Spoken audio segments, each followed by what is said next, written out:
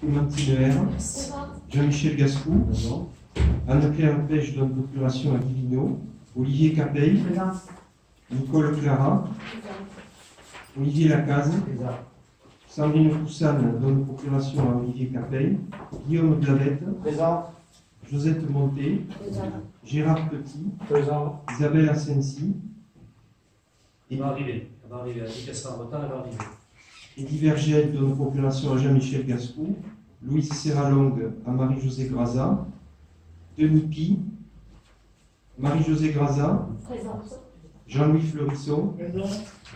Evelyne Canovas donne procuration à Céline Pastor. Cédric Castella. Roger Rouille donne procuration à Jean-Charles Colomine.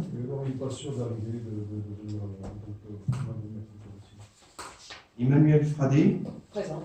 Myriam Noguès. Jean-Charles Colomine. Elisabeth Leza. Marc Marty donne procuration à Emmanuel Fradet.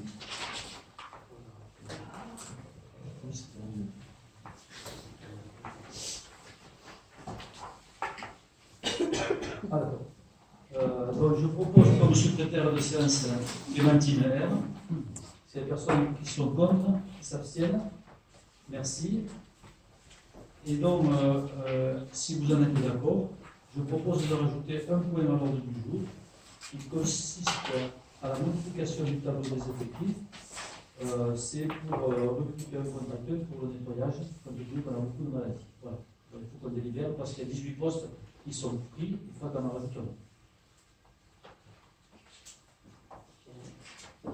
Les personnes qui sont contre, qui s'abstiennent. Merci.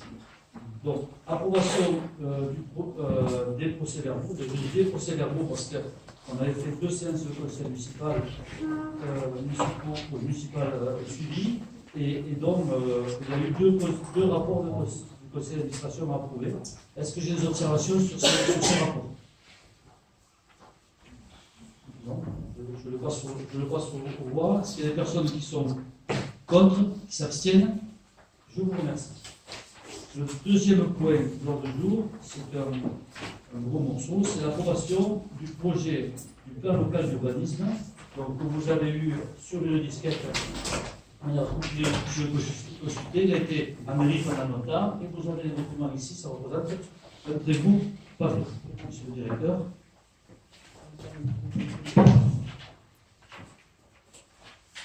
Donc, après avoir débattu du PADD le 23 janvier 2017 et arrêté le projet de PLU le 30 mai 2017, le Conseil est appelé à approuver ce jour le projet de PLU.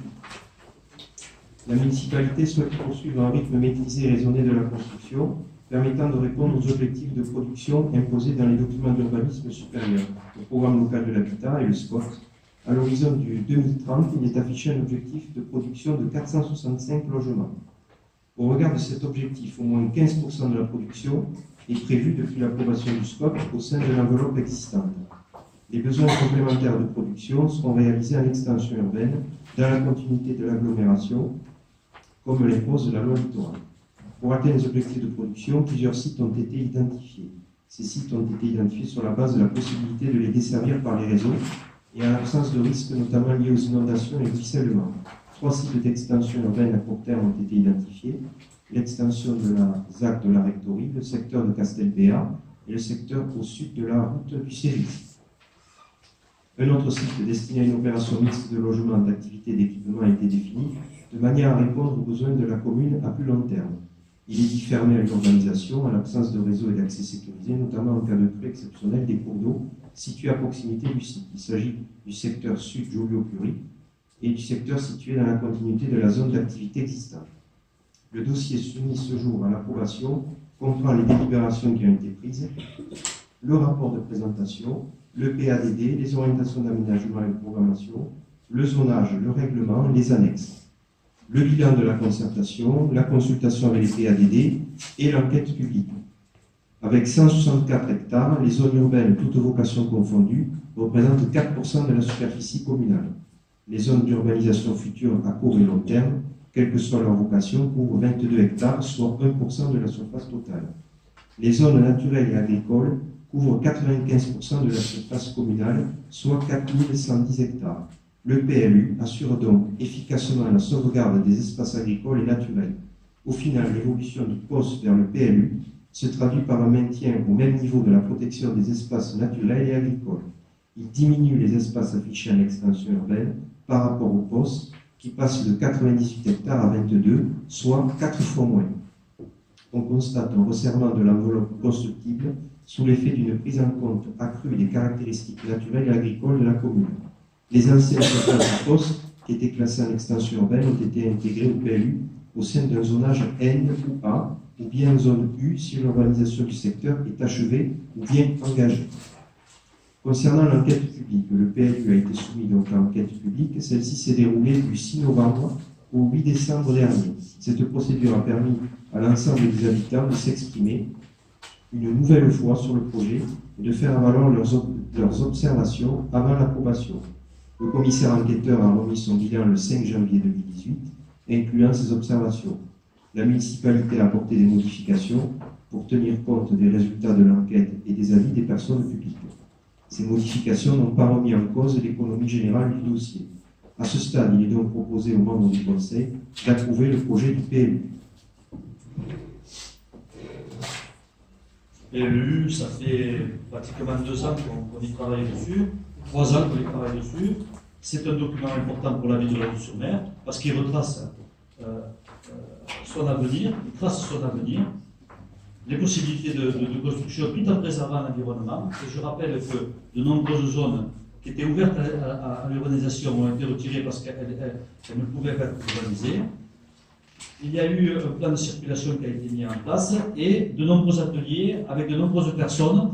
Je pense que la totalité du conseil municipal y a participé, mais aussi des personnes de la société de Bagnous qui ont participé, des associations, de l'environnement, des commerçants, des artisans, des personnes plus qualifiées, on va dire, et bien entendu, les services de l'État, les services de la communauté des communes, nous ont accompagnés dans ce document qui a été rédigé, et ce qui correspond aux observations qui ont été notées, et qui correspond à la philosophie qu'on voulait pour l'avenir de ce ville de Bagnous-sur-Mer.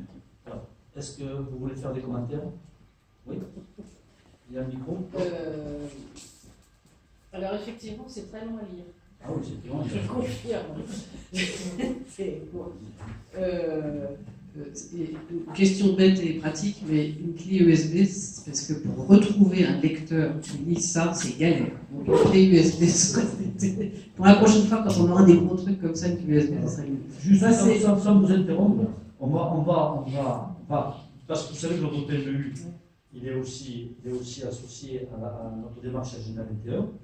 Et la communauté des communes, le président l'avait annoncé ici par rapport à la dématérialisation et la possibilité d'équiper tous les conseillers communautaires d'une tablette. Et dans cette perspective, on va aussi équiper l'ensemble des conseillers dans le conseil municipal d'une tablette. Ça évitera tout ce papier qui nous encombre, qui est difficile. Voilà. Pas de problème.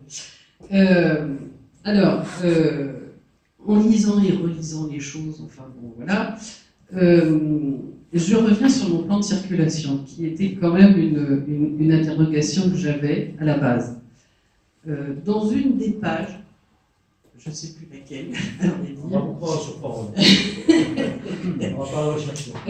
Il y a un plan de circulation donc, qui passe, on en avait parlé un peu, donc du rond-point à la Gerbeau, avec une voie de circulation qui suit la voie de chemin de fer, qui arrive à la gare.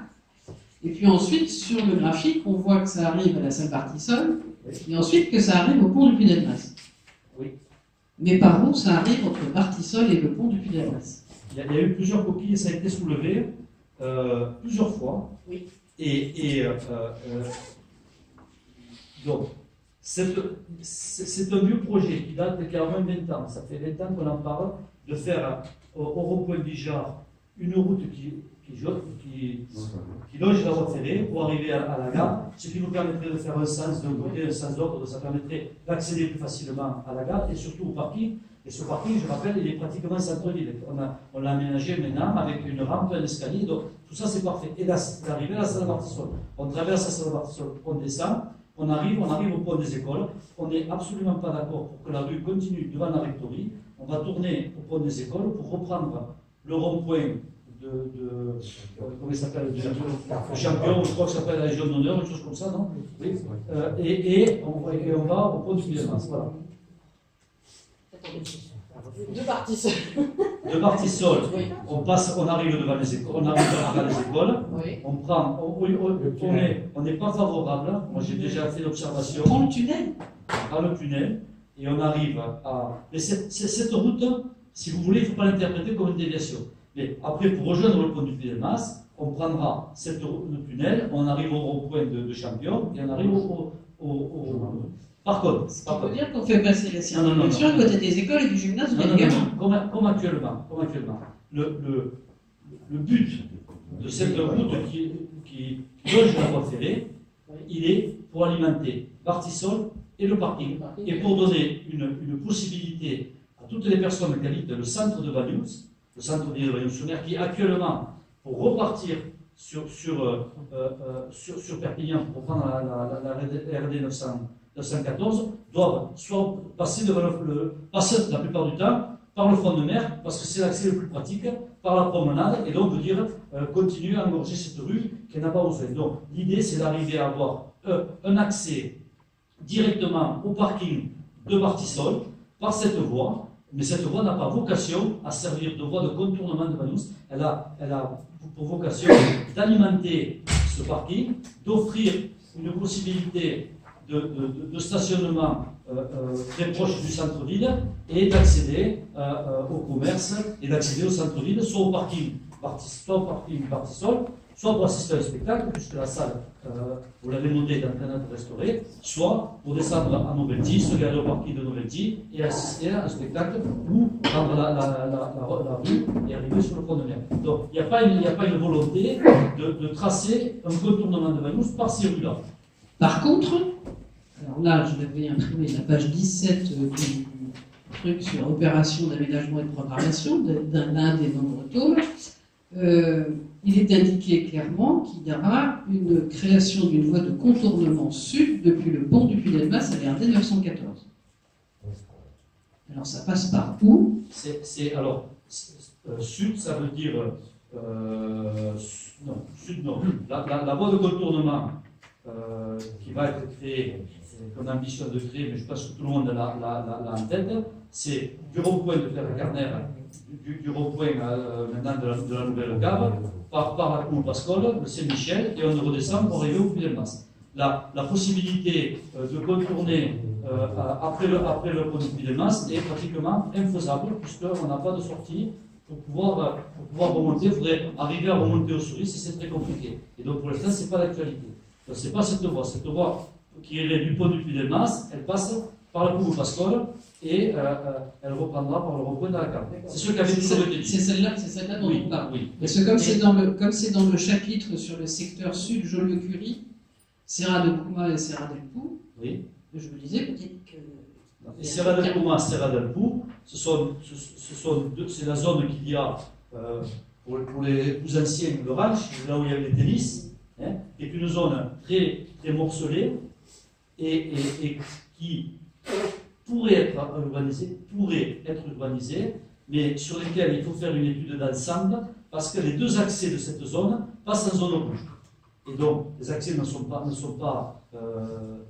sécurisés, ou en tout cas ne sont pas ce qu'on pourrait attendre d'une zone qui fait quelques hectares, elle va faire 5 ou 6 hectares, cette zone, et donc cette zone mérite qu'on y fasse une étude d'ensemble, hydraulique et de circulation dans cette zone pour pouvoir la rendre à l'urbanisation. Ce n'est que dans ces conditions qu'elle sera ouverte à l'urbanisation. Donc, on ne peut pas l'ouvrir morceau par morceau, parce que ça n'a pas de sens. Les réseaux sont trop chers et ça coûterait trop à la commune pour l'urbaniser. Donc, c'est une zone qui sera traitée soit parce que les propriétaires vont se rassembler autour d'un aménageur et vont faire un projet d'ensemble, et là il sera le bienvenu, soit dans les années qui vont suivre, on en est pour nous, actuellement, c'est pas d'actualité, soit traité par une zone d'aménagement concerté ou différent, mais traité dans sa globalité. Voilà. On ne peut pas la traiter au cas par cas. Je reviens par rapport au rond-point déjà, donc il va y avoir une voie qui part le long du chemin de fer. Mais pour tout ce qui est habitants qui empruntent actuellement la route, l'ancienne nationale, donc pour aller sur Bagnous, ça voudra dire qu'il faudra descendre en ville si on veut revenir chez soi. Je comprends pas ce que vous dites. Puisqu'il y aura un sens, vous avez dit qu'il y aurait deux sens. Les gens qui vont arriver de Perpignan vont longer la voie de chemin de fer pour aller au parking de Martissol, c'est bien ça. Oui, Voilà. après ça Et c'est pas ceux établi. qui viennent de Bagnous, ils viennent de seront Bagnous. obligés de passer par l'ancienne route. Il y aura deux sens différents. Ceux qui viennent de Bagnous, Voilà. actuellement, ils ne peuvent pas passer par là-bas. Ils peuvent monter par la gare, ils ne pourront descendre que par la rue pour retourner à Et Perpignan. là, nous, quand on va arriver nous, au rond-point Gerbeau, actuellement, on monte et on va chez nous, je vais chez moi. Oui. Donc là, je serai obligé de suivre la voie de Pareil, chemin de c'est fer. pareil. Vous monterez à la gare et vous reviendrez sur vos pas sur quelques mètres pour rentrer chez vous. Ah, donc, Vous pourrez faire le tour, là où il y a le CNTL de Paris, Voilà. vous pourrez faire le tour, revenir par là. revenir Pas obligé par de là, revenir on par là. sera toujours Mais oui, dans l'idée, ce sens. l'idée c'est de fluidifier la circulation. Oui, De oui. manière, vous l'avez noté que cette rue, Oui, elle est difficile pour se croiser, il y a toujours des voitures qui sont garées, c'est un peu compliqué. Donc l'idée c'est de faire dans un sens. Après, on est sur un projet, un vrai projet. Ça veut dire que moi je ne suis pas dans la capacité de vous dire qu'on va le faire demain, parce qu'il faut reconstater la SNCF, renégocier avec eux, parce que c'est un projet qui avait été accepté, mais qui avait été accepté il y a un certain temps. Et maintenant, il faudra certainement rouvrir des discussions avec eux, etc., voir comment on le fait. Ça, c'est un projet que, si on le lançait maintenant, c'est un projet à 3 ans. D'accord. Oui, Donc, on a encore le temps de consulter. Oui, mais l'idée, elle est là. L'idée, elle est là. L'idée, elle est surtout, moi, je pense que dans ce mandat, à la fin, ou dans le prochain, qui que ce soit, on n'arrivera pas, moi je n'ai pas le sentiment que la topographie nous permette de faire une route de déviation de Bagnous. Je pense qu'on n'y arrivera pas. Par contre, et je ne sais même pas si c'est souhaitable, par contre, ce que je pense, c'est qu'il va falloir qu'intelligemment, on arrive à trouver des solutions alternatives de manière à sortir un peu de la circulation dans les axes qui sont le plus fréquentés et le plus embouteillés. Je parle de front de mer, mais je peux parler aussi de l'avenue Général de Gaulle, où il y a beaucoup de circulation, où il y a beaucoup de monde, etc., etc. Donc, si on peut offrir la possibilité à toutes ces personnes qui habitent le centre-ville de Bagnous de sortir de Bagnous par le rond-point Bijard, c'est autant de voitures en moins qu'il y aura dans le centre-ville. Si on peut donner aux gens qui habitent le Puy-Delmas, les Masses, tout le haut, le Pardal, il y a beaucoup d'habitants déjà là-bas. S'ils peuvent avoir la possibilité de partir de Bagnous sans revenir sur le front de mer en prenant la route de la commune Pasquale, c'est un progrès, ce sera un progrès énorme. Ce sont des projets ambitieux parce que c'est une route qui est longue, il va falloir trouver des subventions, voilà, il va falloir demander, il va falloir aller chercher des financements. La commune, est-ce qu'elle peut financer ça toute seule? Je pense que non, parce qu'on a beaucoup de retard. Donc il va falloir bâtir un projet de circulation, aller demander des aides, demander des choses comme ça. On y arrivera, mais il faut se donner un peu de temps. Dernier point, dont on s'est parlé, il est acté que le secteur des Palmiers devient une zone résidence touristique. Oui, c'est ça, oui. C'est acté, Oui. définitivement. Oui, c'est acté. C'était toute une longue aventure, entre guillemets. Ça l'était déjà. Donc, ça n'est pas qu'il devienne, c'est qu'il reste. Puisqu'il y avait un établissement qui recevait des vacanciers, Elf Aquitaine, etc., que tout le monde a connu ici, qui malheureusement a fermé. Malheureusement pour nous, c'était un établissement qui était sympa, qui a mené de la clientèle sur mer, qui fournissait de l'emploi. Malheureusement, il a fermé, et aussi ce qu'il est devenu une friche impossible, jusqu'à 20 et 30 personnes qui squattaient ça, avec tous les incidents que ça peut représenter, avec de la drogue, avec etc., etc. Donc, une zone dangereuse. On a eu beaucoup de mal pour pouvoir arriver à ce que cette zone se développe. Il a fallu qu'on intervienne, y compris avec le préfet et le sous-préfet. Parce qu'à un moment, il y avait quand même des troubles à l'ordre public avérés. Il y a eu, je rappelle, une tentative de meurtre, il y a eu plus ou moins des viols, il y a eu quand même, il s'est passé des choses là-bas. Et puis bon, on ne peut pas continuer à avoir ce squat qui s'est installé à Bagnous. Donc, à un moment, on avait envisagé, j'en avais parlé, de faire un espace, de le placer sur un espace pour pour la ville, parce que je voulais forcer, je voyais qu'il n'y avait pas de solution, donc à un moment, je dis, oui, écoutez, soit vous trouvez une solution, et vous m'amenez une solution rapidement, parce que ça fait, ça fait trop longtemps que vous promenez dans les révolutionnaires, vous prenez un bateau en disant, oui, demain, on va pas, ça va se faire, mais ça fait 10 ou 12 ans que ça dure, soit, si vous voulez rien en faire, on le classera, on le prendra nous, et on en fera un parking ou un jardin d'agrément. Bon, ils ont trouvé une solution, ça nous a évité la expropriation et compagnie, et c'est une bonne chose pour la ville, parce que c'est une résidence touristique de beau standing, qui sera même d'amener une clientèle à Vallée-sur-Mer, et qui sera aussi à même de procurer quelques emplois. Donc, je pense que c'est une bonne chose. Voilà. Est-ce qu'il y a d'autres personnes qui veulent intervenir? Non? Donc je le mets au vote. Est-ce qu'il y a des personnes qui sont contre? Est-ce qu'il y a des personnes qui s'abstiennent? Une abstention? Non, vous n'abstenez pas? Oui? Non? Maintenant que j'ai eu les réponses sur la circulation, c'est bon. Voilà. Eh bien, écoutez, je vous remercie. Je vous remercie. Donc, le troisième point de l'ordre du jour, c'est l'obligation d'un dépôt de déclaration préalable à l'édification d'une clôture. Vous savez que les clôtures, c'est le débat à nous actuellement, donc on a un peu de soucis. Le décret du 27 février 2014 définit de nouvelles règles applicables au régime des autorisations d'urbanisme. À ce titre, il laisse le champ libre aux collectivités de contrôler ou non un certain nombre d'actes en matière d'urbanisme. L'article R 421-12 du Code de l'urbanisme permet de soumettre à la procédure de déclaration préalable l'installation des clôtures sur le territoire de la commune pour s'assurer du respect des règles fixées par le document d'urbanisme de la commune afin d'éviter la multiplication de projets non conformes.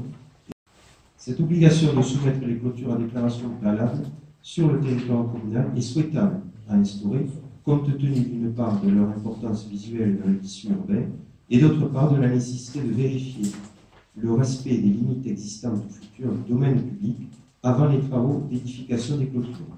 Les clôtures devront en tout état de cause respecter les dispositions du PLU ainsi que les servitudes d'utilité publique. Il est donc demandé aux membres du Conseil de bien vouloir soumettre les travaux d'édification de clôture à une procédure de déclaration préalable sur l'ensemble du territoire communal. Donc, Gérard Petit, Guy Vinot, Charlie Colomina, on sait que ça revient constamment en commission d'urbanisme et il faut qu'on arrive à trouver un règlement qu'on puisse faire appliquer pour ces clôtures. Voilà, donc c'est ce que le fait, c'est de demander une autorisation de faire la commission. Vous voulez intervenir? Oui, justement, suite à ce PLU qui va sortir, c'est l'instauration ou la surveillance des clôtures et autres. Je vais signaler qu'il aurait été peut-être intéressant d'avoir au niveau des gardes municipaux une personne qui soit dédiée à tous ces problèmes d'urbanisme, de construction, de clôture et autres, pour lesquels, en commission d'urbanisme, on a de gros problèmes. On s'est même rendu compte que des gens se permettaient de démarrer les travaux sans permis de construire, que certains entrepreneurs, pas forcément des entrepreneurs de vaillants, se permettaient de dégrader la chaussée sans en avertir la commune. Donc, moi je pense qu'à plus ou moins longue échéance, on a le plus qui va sortir. Maintenant, on est bien équipé au niveau de la réglementation. Je pense qu'il faudrait, dans un délai plus ou moins long, faire quelque chose et désigner un garde municipal qui se balade. Allez, je ne veux pas employer le mot se balader, mais qui aille dans les rues pour surveiller ce qui se fait, ce qui se construit légalement ou illégalement, sans souci au groupe de formation, sur certains passages et autres. Donc voilà. Disons que je pense que ça permettrait d'anticiper les problèmes.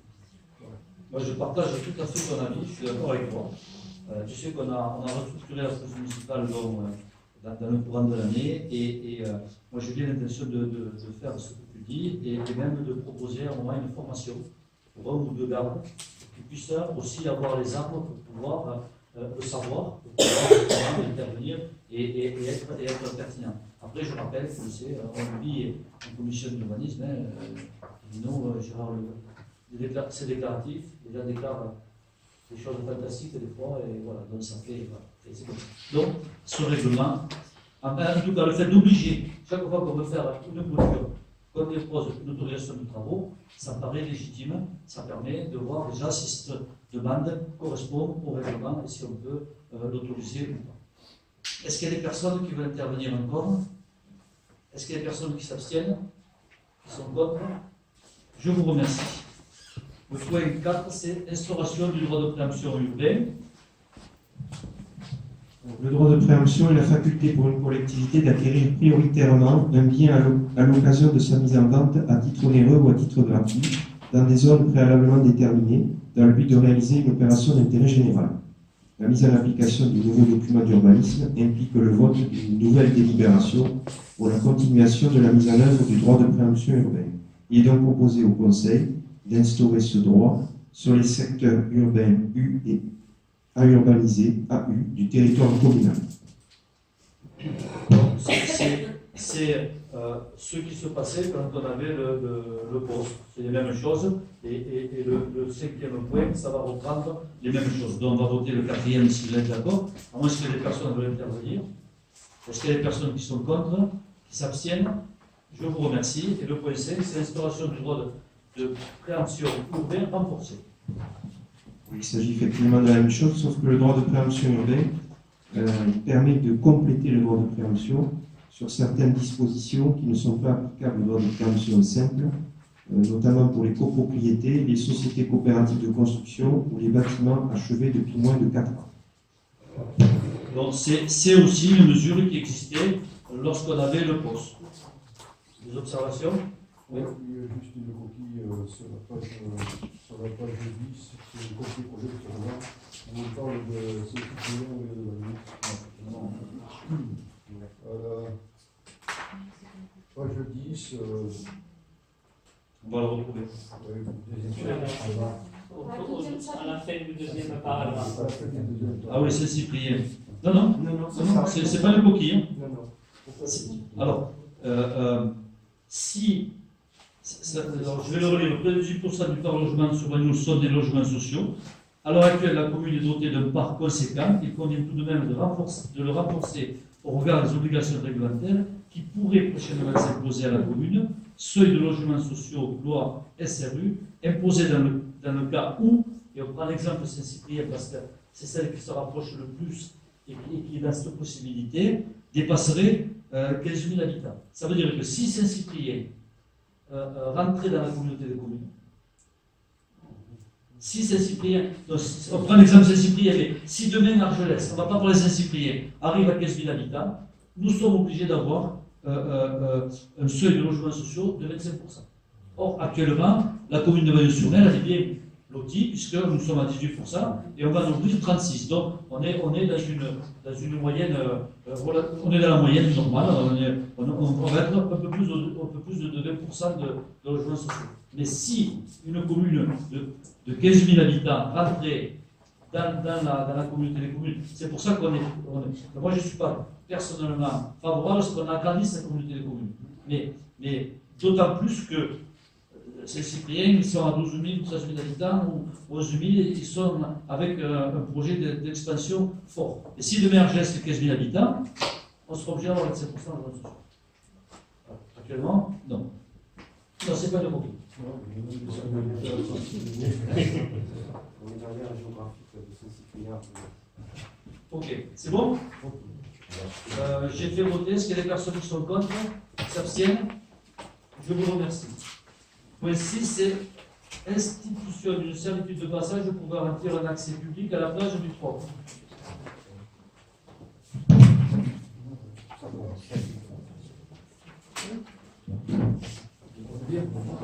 Il a expliqué quand il était à la DTP. La préfecture des Pyrénées-Orientales a transmis à la commune le 12 décembre 2017 un dossier précisant le tracé et les caractéristiques d'un projet d'établissement d'une servitude de passage pour piétons transversale au rivage, plage du Troc.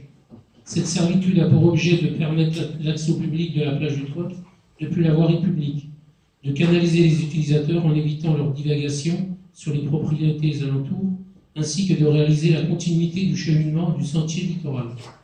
Alors, vu le code de l'urbanisme, et notamment, je les passe, vu le dossier annexé, vu l'enquête publique, qui a eu lieu le 25 septembre, du 25 septembre au 11 octobre 2017, considérant le respect des critères cumulatifs décrits dans l'article 221-34, à savoir une fréquentation piétonne, l'emprunt de voies et chemins existants qui sont déjà d'usage collectif et qui ne sont pas réservés à un usage professionnel, le lien entre le rivage et la voirie publique ou des sentiers d'accès immédiat au rivage de la mer en l'absence d'une voie publique située à moins de 500 mètres et permettant cet accès. Considérant l'insertion du projet dans l'environnement, l'avis favorable du commissaire enquêteur en date du 16 octobre, qui a constaté qu'aucune remarque n'a été formulée par le public, considérant que la mise en œuvre de cette servitude aura pour effet d'une part de permettre au public de disposer d'un cheminement d'accès à la plage du Troc depuis la voirie publique, et d'autre part de relier le sentier littoral tout proche et d'en assurer la continuité. Il appartient au conseil municipal à ce stade de la procédure de donner son avis. Les personnes qui veulent intervenir? Vas-y. Est-ce que le fait de voter pour, disons, induit une mise en conformité du sentier et donc des frais pour la commune? Alors, l'instauration de la servitude, donc, c'est un arrêté donc, préfectoral qui va instaurer une servitude. Après l'aménagement, c'est l'État normalement qui l'aménage. Donc l'aménagement, ça va se traduire par un peu de travaux. Hein. De toute façon, ça va être des marches en bois. Voilà, et la partie qui descend jusque sur la plage, bon, il y a des marches aujourd'hui en béton qui sont relativement en bon état. Donc, à part peut-être remettre un bout de garde-corps ou des choses comme ça, mais je pense pas que ça mènera très loin. Mais on doit genre voir les services de l'État pour voir effectivement, après ce vote, comment on l'aménage. Un exemple, nous, au laboratoire Lago, nous avons justement été sollicités pour que ce sentier littoral passe dans la parcelle du laboratoire, et donc on leur avait demandé de protéger les fenêtres par des grilles, et donc ils l'avaient fait, et de construire un petit muret de protection. Et ça aussi, c'était payé par... Tout à fait. À l'époque, c'est moi qui ai suivi ce dossier. On avait effectivement protégé les fenêtres, on avait fermé les fenêtres le long des escaliers avec des grilles et installé un mur et un portail d'ailleurs, hein, où il y a la statue, la case victime. Oui. Donc oui, ben, ce sera le même principe. Les services de l'État prendront en charge l'aménagement, et de toute façon, c'est une section qui sera remise en gestion. Il y aura une convention de passer avec la communauté de communes, puisque l'ensemble des sentiers sont pris en charge après dans l'entretien. Je ne parle pas en grosse réparation, mais par la communauté de communes. Et il n'y a pas déjà des sentiers là, qui permet d'accéder à la plage? Non, il n'existait pas, puisqu'il y en avait un qui avait été aménagé par les services de l'État, mais la copropriété avait fait casser l'arrêté, donc on ne pouvait plus le placer voilà, par là, et donc on a aménagé une bonne partie avec la commune le long du trottoir, qui a traversé au-devant du Catalan là-bas, qui longe la propriété côté route, et là on avait donc une propriété privée à traverser, qui est la propriété de la CIRA, c'est ça, Société d'aménagement de Bagnols, là, mais qui ne souhaitait pas passer, mais là il n'y a pas de remarque, donc maintenant la servitude est instaurée. Du coup, comme on a fait, c'était la servitude longitudinale qui était cassée, et du coup, comme il fallait rejoindre la plage, les services d'État ont traité les deux servitudes en même temps, donc la servitude transversale, mais qui coupe la servitude longitudinale. Donc du coup, on a la continuité sur les deux. C'est bon? D'autres interventions? Non, je vous remercie. Est-ce qu'il y a des personnes qui sont contre? Qui s'abstiennent? Merci. Point 7, c'est restauration du permis de démolir. Il est dans l'intérêt de la commune de soumettre un permis de démolir tous travaux ayant pour objet de démolir ou de rendre inutilisable toute partie d'une construction située sur son territoire. Soumettre la démolition à permis de démolir permet, outre sa fonction d'outil de protection du patrimoine, d'assurer un suivi de l'évolution du bâti. Il est donc demandé aux membres du Conseil de bien vouloir se prononcer sur l'instauration du permis de démolir sur le territoire communal. Intervention. Personnes qui sont contre, qui s'abstiennent. Je vous remercie. Le point 8, c'est débat d'orientation budgétaire 2018.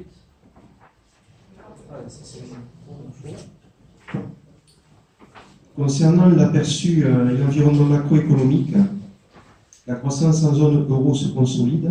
Désormais, les 19 pays de la zone euro profitent de l'amélioration conjoncturelle, affichant tous une croissance positive, comprise entre 0,3% le Portugal, 1,5% les Pays-Bas, l'Espagne étant à 0,9%, l'Allemagne à 0,6%, la France à 0,5% et l'Italie à 0,3%. La consommation privée, portée par l'accélération des créations d'emplois, devrait demeurer le principal moteur de la croissance, en dépit du retour très progressif de l'inflation. La crise catalane, comme le Brexit, rappelle à quel point les risques politiques ne sauraient être négligés. Les législatives italiennes de 2018 méritent attention, sans négliger la volatilité que pourrait induire l'imprévisibilité de Donald Trump. En 2017, la zone euro a jusqu'ici bénéficié de l'accélération du commerce mondial, d'une inflation encore relativement faible et d'une politique monétaire toujours accommodante, facilitant l'accès au crédit. Le retour à l'inflation, attendu à 1,4% en moyenne en 2018, devrait finir par peser sur la croissance. La croissance en 2018 pourrait s'affaiblir lentement pour atteindre 1,7% en moyenne, à mesure que les facteurs qui soutiennent jusqu'ici l'activité se dissiperont. À mesure que le chômage rejoindra son niveau structurel, la croissance devrait s'affaiblir, rejoignant son niveau potentiel. Dès lors, seules des réformes structurelles et des mesures stimulant l'investissement productif, permettant l'accroissement de ce potentiel, pourraient permettre d'enrichir et d'accroître le taux de croissance. Concernant la loi de finances, 2 dispositions majeures ont été inscrites dans celle-ci pour 2018. L'une des dispositions touche à la suppression de la taxe d'habitation pour 80% des redevables et la confirmation de la compensation intégrale et dégrèvement par l'État. Le gouvernement souhaite dispenser 80% des ménages du paiement de la taxe d'habitation. Pour ce faire, la loi de finances instaure dès 2018 un dégrèvement progressif sur les 3 années à venir, sous condition de ressources. Les seuils d'éligibilité au dégrèvement sont en fonction du revenu fiscal de référence, 27 000 € pour une part, 8 000 € pour les 2 demi-parts suivantes et 6 000 € par demi-part supplémentaire. Les ménages remplissant ces conditions de ressources bénéficieront d'un abattement de 30% de leur cotisation de taxe d'habitation de 2018, puis 65% en 2019, pour atteindre enfin les 100% en 2020. Le principe du dégrèvement permet aux communes et à leurs groupements de conserver le pouvoir des taux et du produit fiscal. L'État prendra en charge l'intégralité des dégrèvements dans la limite des taux et abattements en vigueur pour l'exercice 2017. L'autre disposition majeure concerne le remplacement des mesures de réduction de la DGF pratiquées ces 4 dernières années au titre de la contribution des collectivités locales au déficit par un pilotage pluriannuel des finances locales. Ce dernier point constitue un changement important de paradigme dont les contours définis par la loi de finances astreignent les collectivités à encore plus de vertus. Ainsi, l'objectif est de réaliser 13 milliards d'économies pour amener la dette des collectivités de 8,6 points en 2017 à 5,4 points de PIB en 2022. Pour atteindre cet objectif, les dépenses de fonctionnement devront baisser de 1,1 point de PIB sur l'ensemble du quinquennat et les besoins de financement devront diminuer. Ainsi, il est proposé de mettre en place pour les 340 plus grandes collectivités, c'est-à-dire celles dont les dépenses de fonctionnement sont supérieures à 60 millions d'euros par an, il est donc proposé à ces collectivités de conclure un contrat avec les représentants de l'État. Il déterminera les objectifs d'évolution des dépenses de fonctionnement et du besoin de financement, ainsi que les modalités permettant de les respecter. Pour ces 340 collectivités, cette nouvelle règle prudentielle vise à mesurer la soutenabilité financière du recours à l'emprunt et à l'encadrer, c'est-à-dire que les dépenses de fonctionnement seront plafonnées à 1,2% par an, inflation comprise, et le besoin de financement des collectivités est diminué de 2,6 milliards par an, ce qui veut dire donc que le recours à l'emprunt est strictement encadré. La sanction se fera sous la forme de ce que l'on appelle une reprise financière. l'État ne versera pas la somme correspondante sur le compte d'avance versé mensuellement aux collectivités. Le montant de cette reprise sera calculé ainsi. Chaque année, l'écart entre le niveau des dépenses de fonctionnement et l'objectif est constaté. Si l'écart est positif, c'est-à-dire si la collectivité a augmenté ses dépenses davantage que ce qui est défini dans le contrat, l'État lui reprendra 75% du montant de l'écart si la collectivité a signé un contrat avec l'État et 100% si elle n'a pas signé de contrat. Concernant les concours financiers de l'État aux collectivités, l'ensemble des dotations allouées par l'État connaît pour la première fois depuis 2014 une stabilité à hauteur de 48 milliards, montant identique à 2017.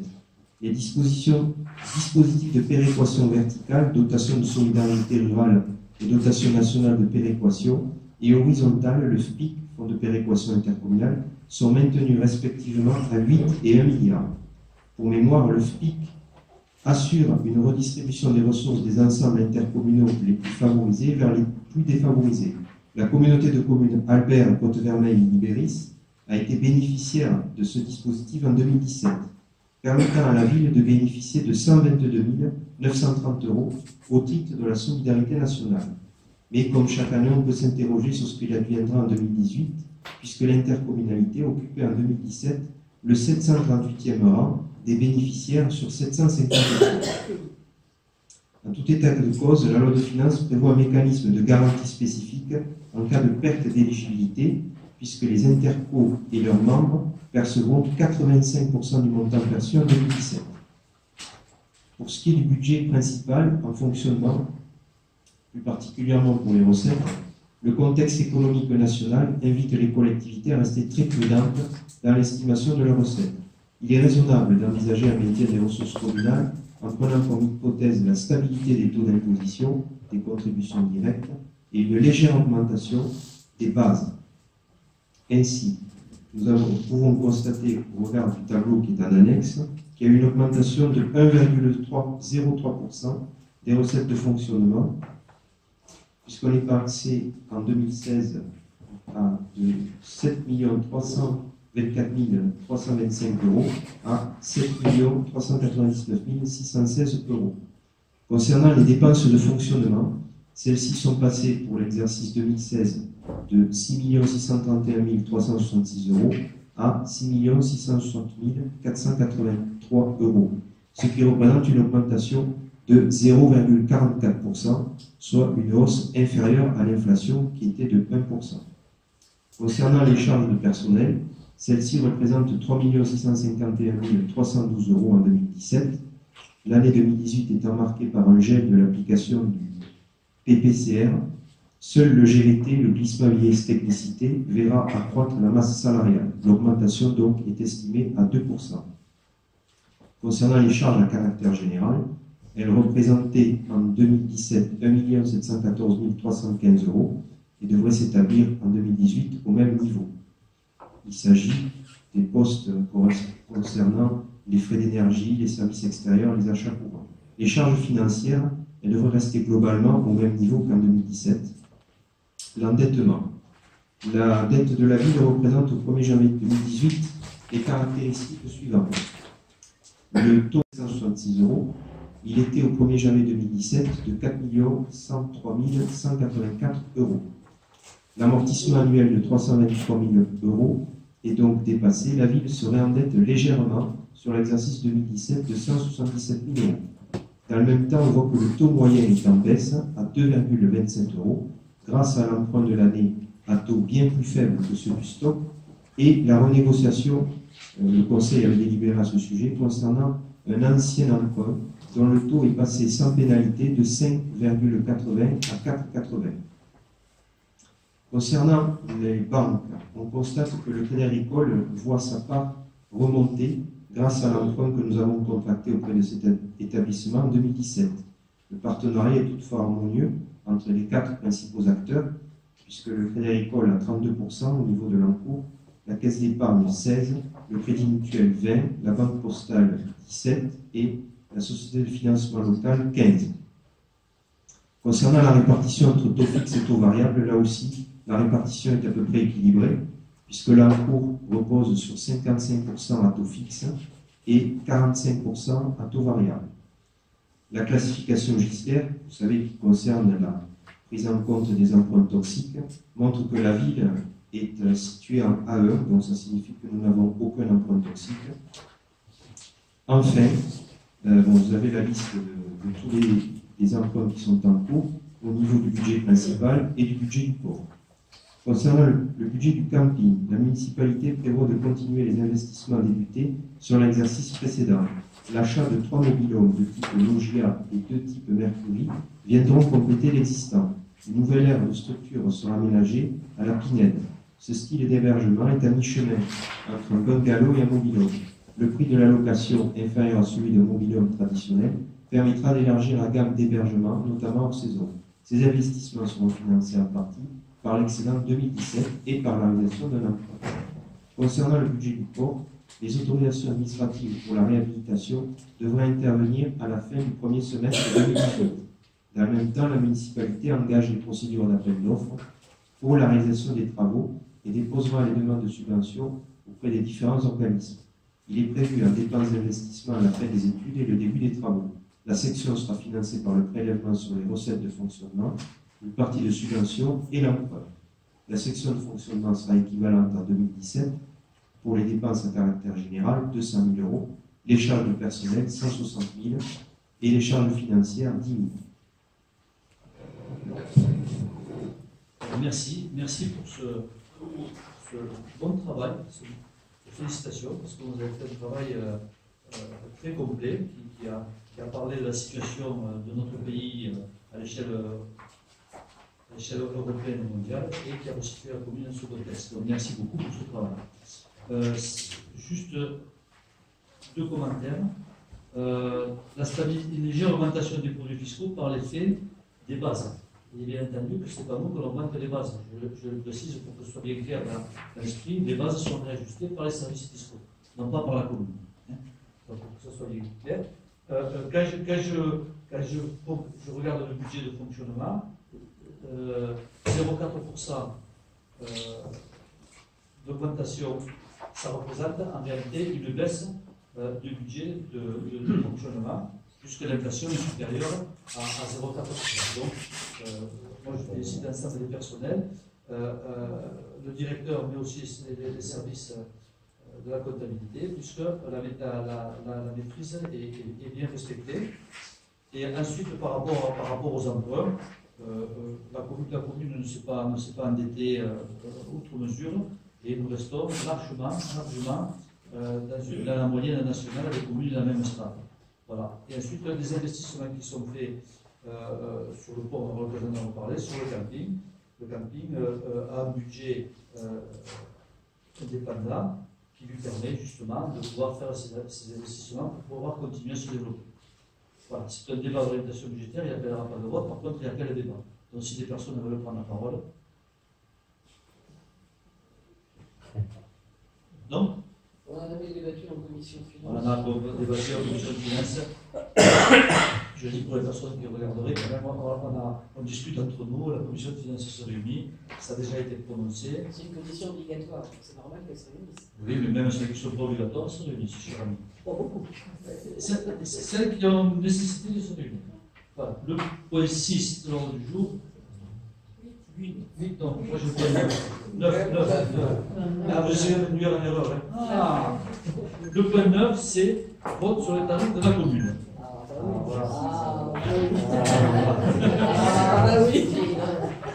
Alors, vous avez en annexe 6 les tarifs qui sont proposés au Conseil pour le vote.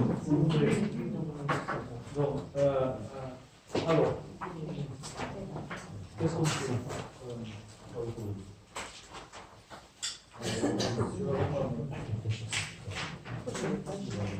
Donc, sur le tarif de la commune, on les vote par partie ou on les vote en globalité?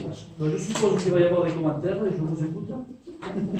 Je le dis aussi, les commentaires ont déjà eu lieu en commission des finances. Ah oui, mais depuis je me suis renseigné quand même. Tout bien.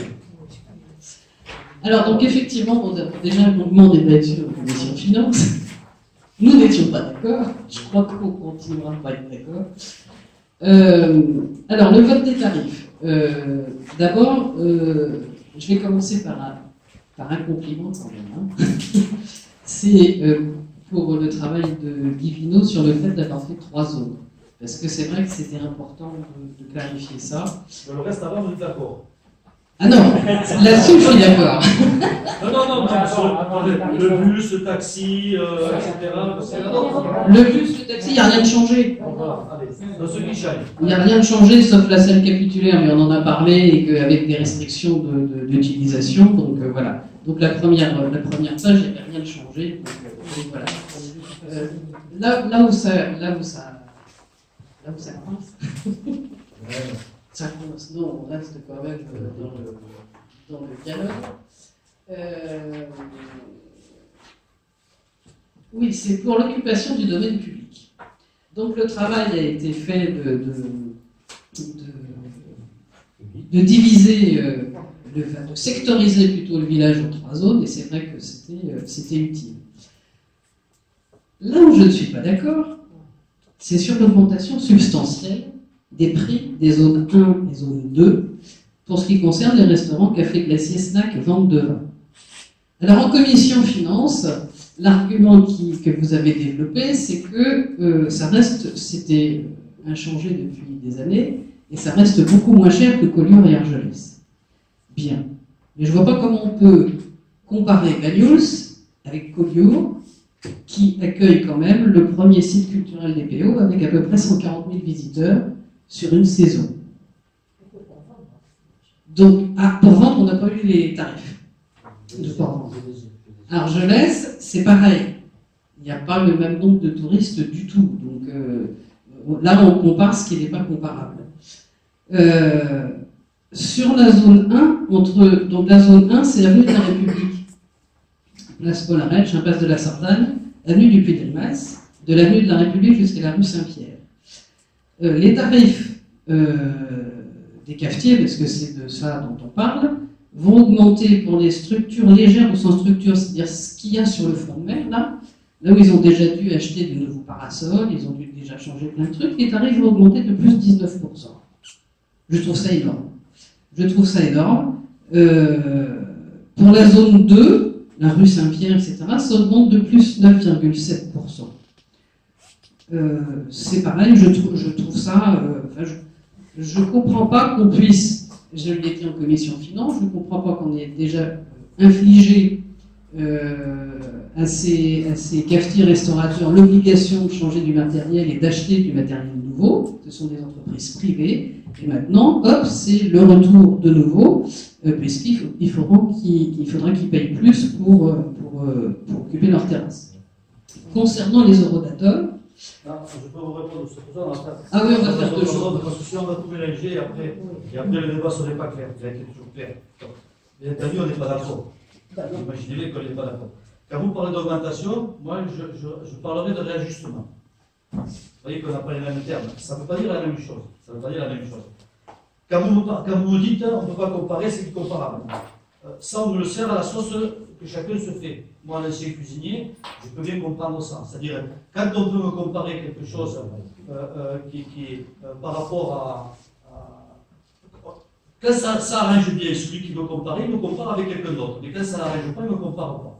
Autrement dit, on me compare sur l'endettement avec d'autres, mais pas tout le temps. Donc, je trouve que c'est pas un joli procès, mais c'est pas grave. Moi, j'ai eu un commerce à Collioure.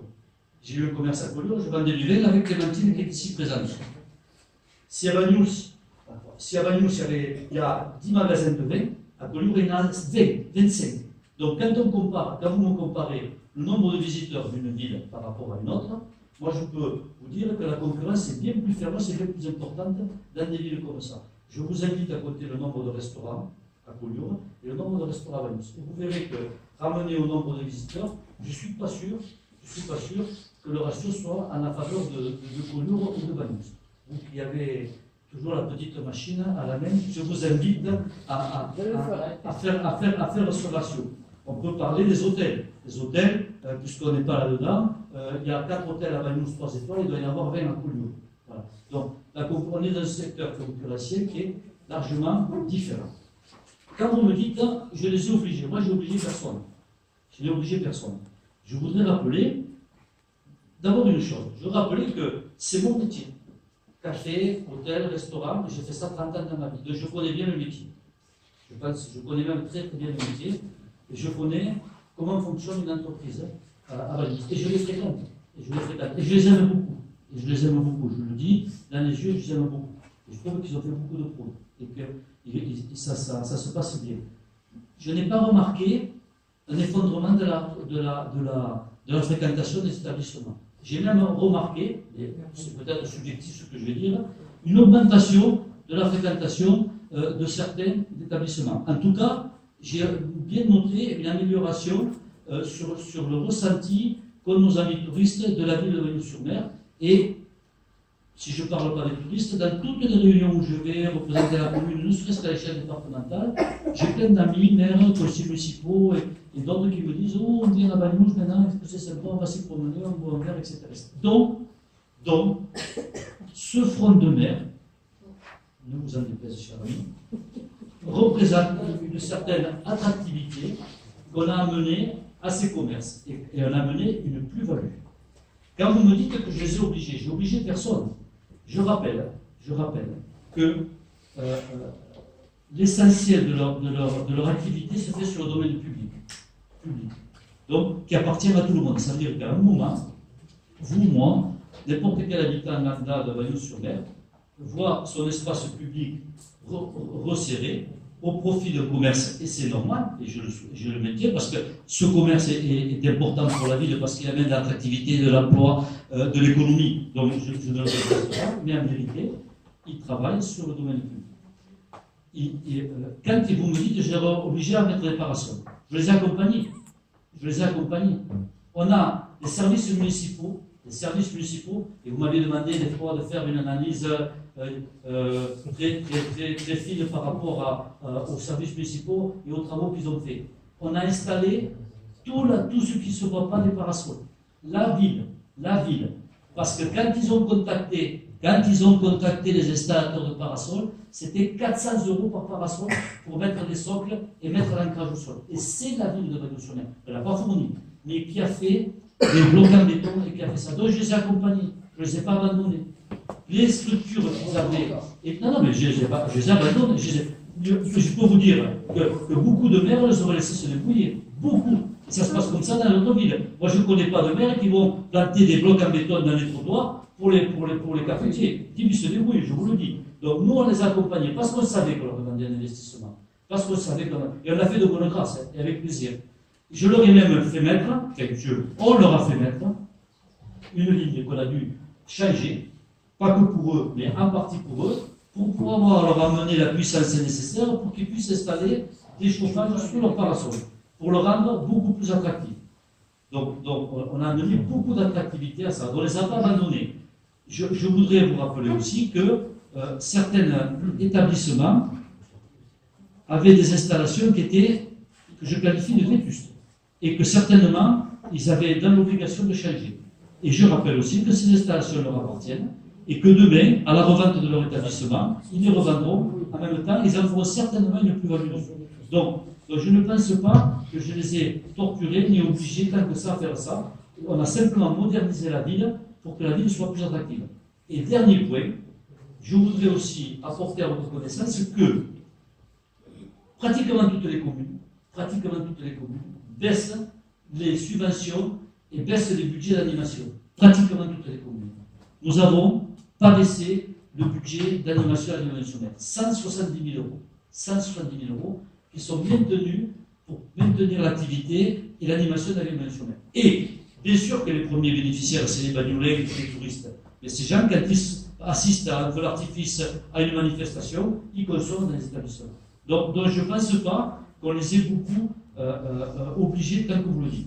Et je voudrais vous parler de pourcentage, je voudrais juste, pour les gens qui vont nous écouter, on est passé de 31 € le mètre carré à 37, soit 6 € de plus au mètre carré. 6 € de plus au mètre carré sur les grandes terrasses en face, ce qui va représenter une augmentation de entre 300 et 400 € par établissement. Donc, je ne pense pas que nous sommes dans une augmentation extraordinaire.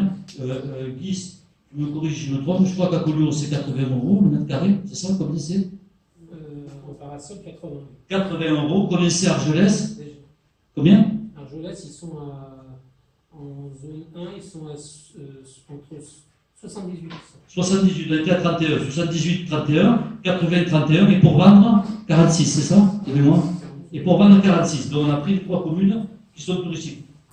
Je ne pense pas qu'on a, bien sûr que quand ils vont me voir, ils vont dire c'est pas normal, j'ai augmenté 20%, c'est sûr. Et puis quand on augmente, tu n'es jamais content, bien entendu. Mais moi je pense que c'est une question d'équité, et je ne pense pas qu'on ait exagéré par rapport à cette augmentation, cet réajustement du prix que je vous demande d'accepter. Voilà. Donc, je serais passé de 30 € à 100 €, je comprends. Mais là, franchement, 6 € de plus au mètre carré. Voilà. Mais vous avez le droit d'être contre. Mais en plus c'est votre rôle. Hein. C'est tellement plus facile d'être contre l'augmentation que d'accepter l'augmentation. Mais bon, parlons des eurodateurs. C'est dans la logique. Non, mais c'est bon. Ah, les eurodateurs. Alors, les eurodateurs, la demi-journée au parking Miramar, ça va augmenter de 400%. Ah oui, c'est énorme. C'est énorme. À Par rapport 400%. aux cartes commun, c'est énorme. Non, la demi-journée. Je ne vous parle pas d'une carte d'abonnement. Combien tu dis de prix? C'était 2 € en 2017, ça devient 10 €. Donc, ça fait 400% d'augmentation. Mais je vous rappelle que le camping Miramar, c'est certainement le seul parking qui a des abonnements, des cartes d'abonnement.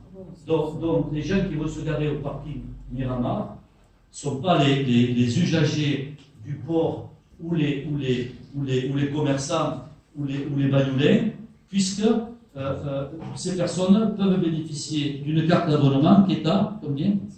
25 € pour la totalité de l'année. Donc, quand ils se garent là-bas, ils ne payent pas 10 € la demi-journée. Ils ne le payent pas. Voilà. Et si on veut être... vous savez très bien que ça a été... Parce que 2 € c'est ridicule. 2 € c'est ridicule, et vous ne pouvez pas dire le contraire. Par contre, vous savez très bien que c'est parce qu'il y a eu un changement de législation qui fait qu'à un moment, on doit payer la totalité de la journée et que maintenant, les choses ne sont plus verbalisées, mais on demande à la personne de payer la totalité de la journée. Donc, il fallait bien que la demi-journée soit à 10 € pour payer la journée, à 20 € en cas de refus de paiement de la taxe de stationnement. C'est le principe. Donc, vous savez que c'est artificiel, ce parking, qui correspond 20 ou 30 places et qui sont pratiquement toutes prises par des gens qui ont des abonnements. Donc, mais il y a quand même des trucs que je ne comprends pas. Il vaut mieux ne pas payer le stationnement et payer le forfait poste de stationnement si on paye dans les 4 jours, ça coûte moins cher que si on paye directement l'ordinateur. Oui, c'est comme ça. C'est pas moi qui ai fait la loi, madame. Je vous assure, je ne suis pas député, je vais pas voter, et moi je ne suis pas tout à fait d'accord, mais c'est comme ça. Donc je l'applique. Un bon citoyen. Voilà. C'est le seul commentaire que vous voulez me faire? Bon, écoutez, je vous en remercie. Juste une petite précision, dans les eurodateurs, pour revenir aux eurodateurs, c'est ici une petite coquille.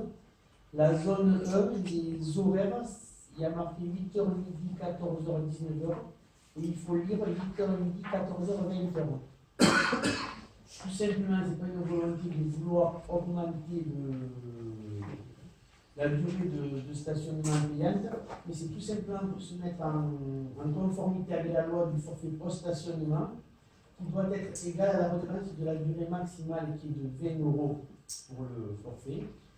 Et donc, si on essaie de payer que 9 heures, on aurait été à 20 € les 9 heures. Donc, pour avoir une équité, on est passé à 10 heures les 20 €.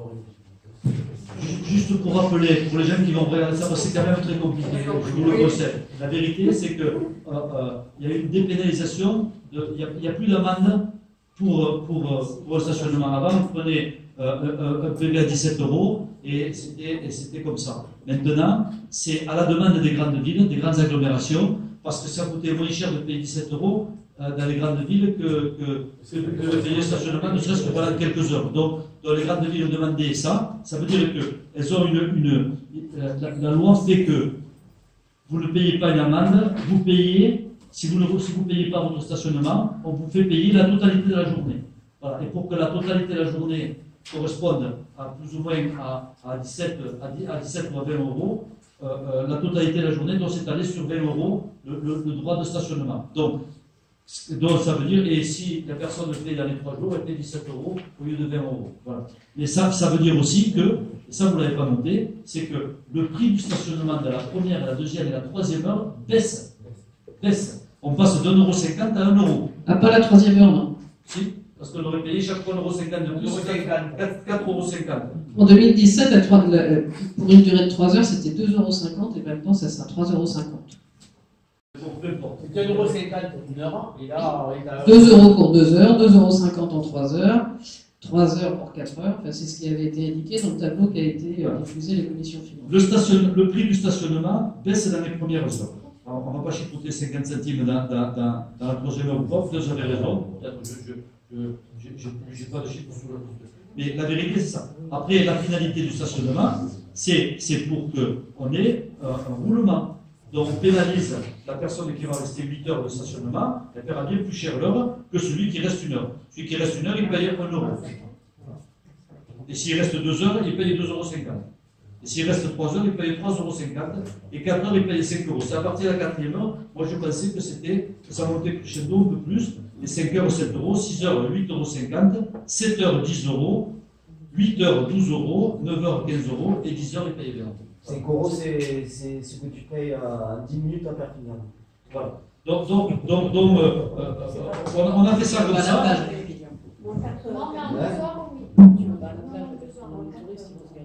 Ah bon, c'est un rapport, ils vont pas dans les commerces. Bon, d'autres personnes veulent intervenir. Donc, est-ce que je vous propose de voter ou pas, ou de vous appuyer comme vous voulez. Donc, est-ce que vous parlez? Oui, mais on vote. Est-ce qu'il y a des personnes qui sont contre? Une? Tout le monde?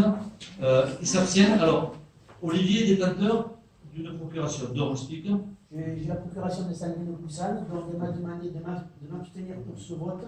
Non pas qu'elle est contre, donc je m'abstiens. Et en tant qu'élu et élu de la majorité, elle comprend très bien cette augmentation et elle est pour cette augmentation. Mais en fonction qu'elle a aussi la double casquette, qu'elle est cafetière, elle s'abstient parce qu'elle est jugée partie, elle ne peut pas voter cette augmentation, etc. Je m'abstiens pour ça. Pour elle, pour lui, il vote pour. Et moi, je vote pour. C'est bon pour nous autres? Allez.